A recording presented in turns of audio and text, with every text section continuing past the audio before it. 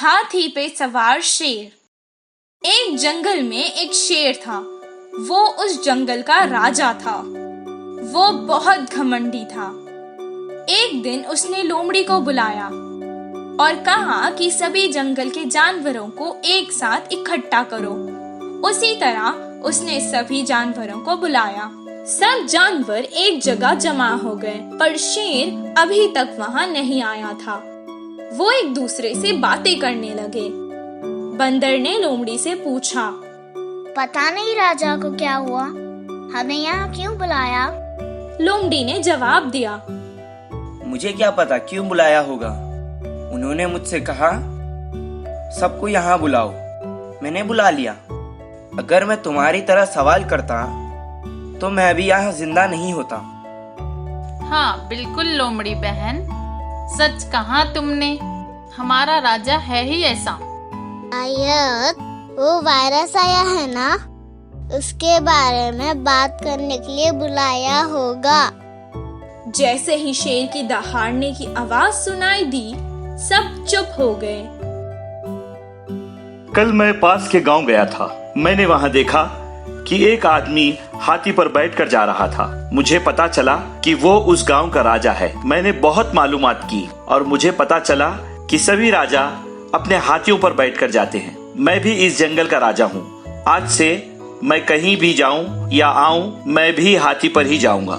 शेर की बातें सुनकर सभी जानवर अंदर ही अंदर हंसने लगे। हाथी पर एक बहुत बड़ा कष्ट था, पर वो भी कुछ नहीं कह सका और शेर को अपने ऊपर बैठाने के लिए नीचे झुक गया। शेर ने जैसे ही एक छलांग मारी और हाथी के ऊपर बैठ गया। हाथी धीरे से उठा और कुछ दूर तक चलने लगा।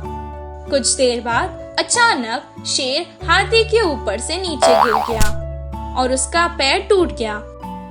उस राजा की तरह मैं भी अगर हाथी पर जाऊंगा तो मेरे लिए ही खतरा है। ये हाथी पर चलने के बजाय अगर मैं पैदल ही चलूंगा तो अच्छा है। शेर को अकल आते देख सभी जंगल के जानवर बहुत खुश हुए। इस कहानी से हमें ये शिक्षा मिलती है कि जिसका काम उसी को करना चाहिए। बाज और पंछी का मुकाबला। एक घने जंगल में एक बाज रहता था। वह बहुत घमंडी था। वह बहुत ही बलवान है करके उससे तेज और ऊपर कोई नहीं उड़ सकता करके गर्व करता था। इससे बिना किसी वजह से हर एक पंछी की मजाक उड़ाते हुए चिढ़ाता था। एक दिन बाज को कहीं कुछ भी सूझ नहीं रहा था, तो ऐसे ही खाली बैठकर उसे कोई तो मिलेगा ही करके इंतजार कर रहा था। तभी उस तरफ से उड़ता हुआ जा रहे पंछी को रोक कर कहा, हाँ, थोड़ा बल भी नहीं है और ना ही सुंदर हो, शायद अभी उड़ना भी नहीं आता। देखो तो मेरे आंखों के सामने कोई कीड़े की कूदने की तरह लग रहा है। बोलकर चिल्लाने लगा। उन बातों से पंछी को बहुत गुस्सा आया और कहा, मुझे तुम्हारे जैसे आकाश में उड़ने की कोई जरूरत नहीं है। हर किसी के अपने अपने सामर्थ्य होते हैं। अच्छा, ऐसा है क्या? तो फिर मुझसे मुकाबला करके तुम्हारे सामर्थ्य से मुझे हराओ, देखेंगे। मुकाबले के लिए पंछी मान गए और तुरंत मुकाबला क्या है बताने को बाज ने कहा, इधर से हमारे उड़ने का मुकाबला शुरू होगा। उधर दूर के बड़े पेड़ को पार करके इधर वापस लौटने वाला ही जीतेगा। इसके लिए बाज भी मान गया। पहले से ही बाज चालबाज है करके उधर ही आसपास के सारे पक्षियाँ जज बनेंगे करके बोले। मुकाबला शुरू होने के तुरंत पंछी उड़ता हुआ हवा में जेट से चली गई। कैसे भी जीतना मुझे ही है करके बाज अपने मजबूत पंखों को फैलाकर धीरे से मुकाबले में उतरा।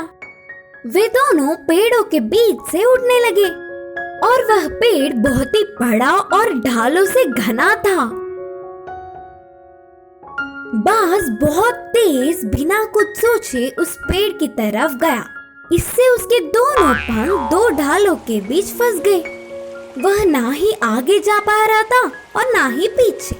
ऐसे ही बहुत देर तक तड़पने लगा। पंछी पतली सी और छोटी सी होने के कारण ढालों में घुसकर पत्तों के बीच से बाहर निकलते हुए अपने मुकाम पर पहुंच गई और मुकाबला जीत गई।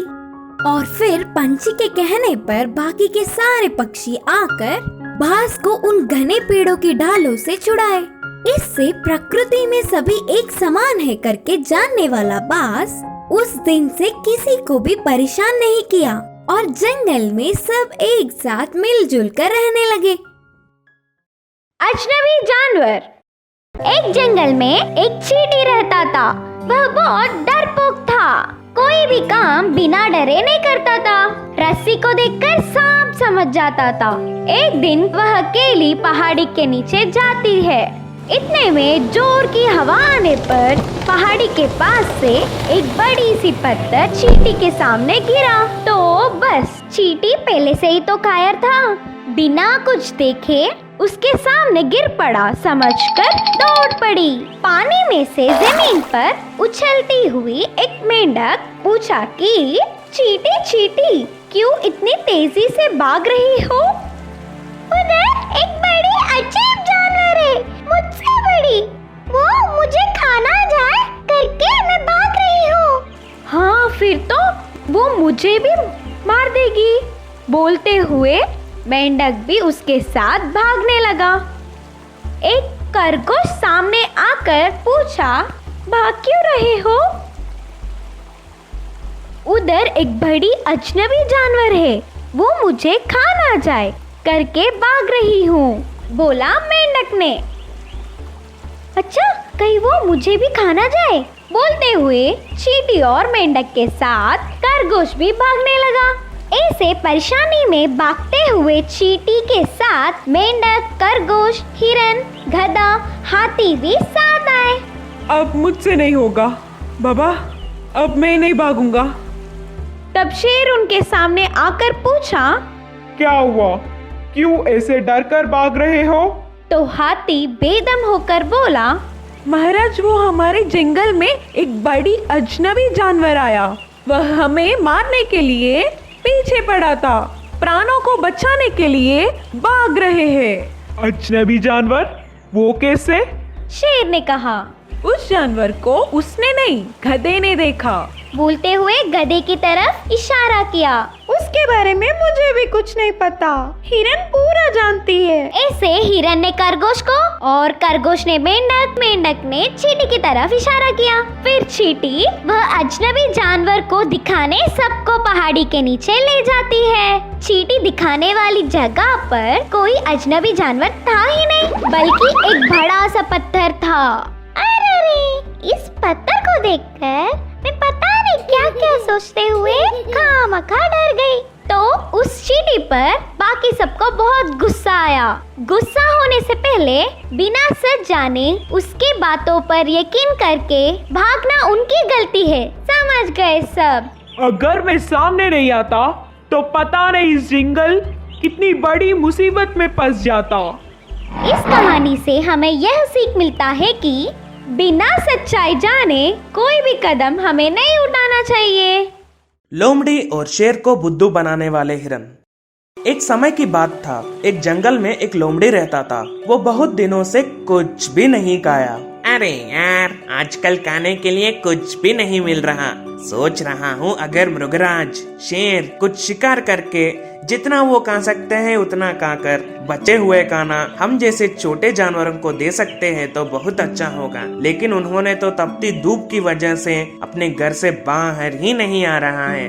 अगर ऐसे ही चलता रहा तो मैं जल्द ही मर जाऊंगा। ऐसे दुखी होकर उस दिन उस जंगल में घूमता रहा। ऐसे घूमते घूमते एक जगह पर एक हिरन अकेला घास खाता हुआ दिखा। हिरन को देखते ही उस लोमड़ी के मुंह में पानी आ गया।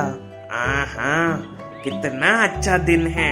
अगर मैं इस हिरन को खाऊं तो 10 दिन तक कुछ भी खाने की आवश्यकता नहीं होगा। लेकिन इस हिरन को कैसे मारूं? ऐसे सोचता हुआ लोमड़ी को नजदीकी नदी के पास एक शेर दिखा।